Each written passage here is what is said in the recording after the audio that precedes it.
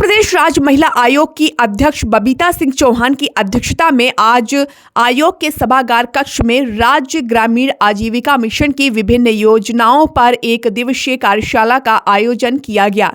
इस कार्यशाला में विभागीय अधिकारियों एवं विषय विशेषज्ञों द्वारा महिला सशक्तिकरण तथा राज्य ग्रामीण आजीविका मिशन से संबंधित विभिन्न महत्वपूर्ण विषयों पर विस्तार से विचार विमर्श किया गया। साथ ही प्रत्येक माह महिलाओं से संबंधित किए गए कार्यों की समीक्षा की गई। भविष्य की कार्य योजनाओं पर भी चर्चा की गई। बैठक में आयोग की सभी महिला सदस्यों की गरिमामयी उपस्थित रही। कार्यक्रम के दौरान मीडिया को संबोधित करते हुए महिला आयोग की अध्यक्ष बबीता सिंह चौहान ने कहा कि उत्तर प्रदेश सरकार द्वारा महिलाओं की भागीदारी एवं सशक्तिकरण के लिए निरंतर प्रभावी कदम उठाए जा रहे हैं। उन्होंने आगे कहा कि डबल इंजन की सरकार महिलाओं के कल्याण और आत्मनिर्भरता पर विशेष ध्यान दे रही है। मासिक बैठक की जा रही है, क्या कहना चाहेंगे मासिक बैठक को लेकर के? देखिए, वैसे तो हमारी जो मासिक बैठक है वो हर महीने होती है, तो उसमें एक हम अपने जो पुराने हमारे अभी तक एक महीने में जो हम काम करते हैं, जैसे जन सुनवाई है या कुछ भी हमारे से संबंधित जो भी काम है, तो उनका हम पहले ये देखते हैं कि भाई हमारे काम किस लेवल पे हुए, कहाँ कहाँ हमने जन सुनवाई की, कहाँ नहीं हुई है तो क्यों नहीं हुई है। दूसरा ये है कि जो हम जैसे हमारी बैठक होती है तो हम किसी न किसी एक विभाग को बुलाते हैं, फिर उस विभाग की जो भी योजनाएं होती हैं, उस विभाग से संबंधित जो भी महिलाओं को कुछ फ़ायदा होने वाला होता है, उन चीज़ों को लेके हम नीचे उतरते हैं सारे मेंबर्स के साथ, जो पूरे उत्तर प्रदेश में ये काम करते हैं। तो जैसे कि आज मैं बताना चाहूँगी कि राज्य ग्रामीण आजीविका मिशन से आज यहाँ बुलाया है, तो आज उसके बारे में भी पूछेंगे। हमारा मानना यह है कि हम महिला आयोग के साथ साथ हम सिर्फ यही नहीं करते कि महिलाओं की जनसुनवाई ही करते रहें। हमारा पूरा एक टारगेट ये भी फिक्स है कि महिलाओं को हम किस क्षेत्र में क्या बेनिफिट पहुंचा सकते हैं। तो हमारा जो ये उद्देश्य के साथ जिसके साथ हम काम करते हैं, इसी के तहत हम हर महीने जो भी कोई हमारा यहाँ जो भी हमारी मीटिंग होती है, तो हमें लगता है कि अगर हम इन विभाग के लोगों को बुलाएंगे तो शायद हम कुछ नीचे फ़ायदा पहुंचा पाएंगे। तो इसके लिए हम एक कार्यशाला का भी इसमें एक प्रोग्राम रखते हैं थोड़ी देर का, कि जो भी जैसे आज आ रहे हैं यहाँ से राज्य ग्रामीण आजीविका मिशन वाले, तो जो भी उसमें महिलाओं से संबंधित जो भी चीज़ें होंगी, वो जानकारी होंगी, वो हम तक पहुँचेंगी, उनको हम नीचे उतारने का काम करेंगे। जैसे उत्तर प्रदेश में महिलाओं को लेकर बड़ी ही जागरूकता देखी जा रही है और खासकर विशेषकर गाँव में इसकी बहुत अधिक प्राथमिकता देखने को मिली है। इसको आप किस तरह देख रहे हैं?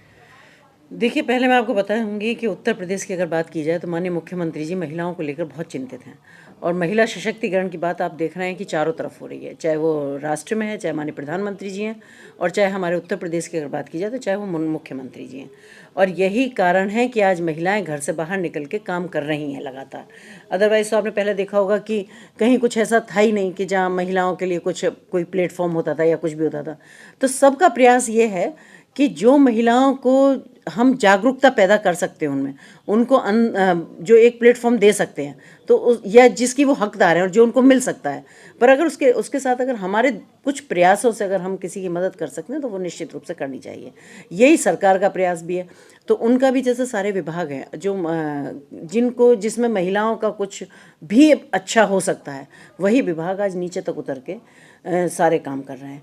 तो इसमें हमारे ये है, क्योंकि अगर मुख्य धारा में जोड़ना, आत्मनिर्भर भारत की बात तो माननीय प्रधानमंत्री जी करते हैं, तो मुझे लगता है कि उसमें फिर महिलाओं को मुख्य धारा से जोड़ने का काम करना ही पड़ेगा। इसके लिए जागरूकता अभियान है, उनसे संबंधित जो भी कार्यक्रम है उनसे बताते हैं कि वो कैसे आत्मनिर्भर बनने की तरफ दिशा में काम करें। उसके साथ साथ उनको हम ये भी जागरूक करते हैं कि थोड़े से प्रयास वो खुद भी करें, क्योंकि मुख्य धारा से अगर आप जुड़ना चाहते हैं तो आपको थोड़ा भी जागरूक होना पड़ेगा। उसके लिए चाहे शिक्षा का ज्ञान है, चाहे सामाजिक ज्ञान है, चाहे पॉलिटिकल ज्ञान है, चाहे वो अपने कैरियर को लेके ही थोड़ा सा अवेयरनेस की बात है। तो मुझे लगता है कि थोड़ा सा महिलाओं को भी इसमें आगे बढ़ना चाहिए और थोड़ा समझना चाहिए चीज़ों को। लखनऊ राजधानी में अभी प्रधानमंत्री मोदी जी का आगमन होने जा रहा है प्रेरणा स्थल पर, जिसमें काफ़ी व्यवस्था की जा रही है, जिसमें महिलाओं की भी काफ़ी भागीदारी होने वाली है।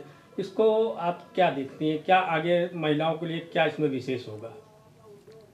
देखिए, प्रेरणा स्थल है और बहुत भव्य एक बनने के लिए जा रहा है, और माननीय प्रधानमंत्री जी उत्तर प्रदेश में आ रहे हैं तो पहले तो हम सभी बहुत स्वागत करते हैं। और दूसरा रहा सवाल महिलाओं की भागीदारी का, तो मैं कहूँगी कि प्रधानमंत्री जी भी कहीं ना कहीं बहुत चिंतित रहते हैं महिलाओं की भूमिका के लिए।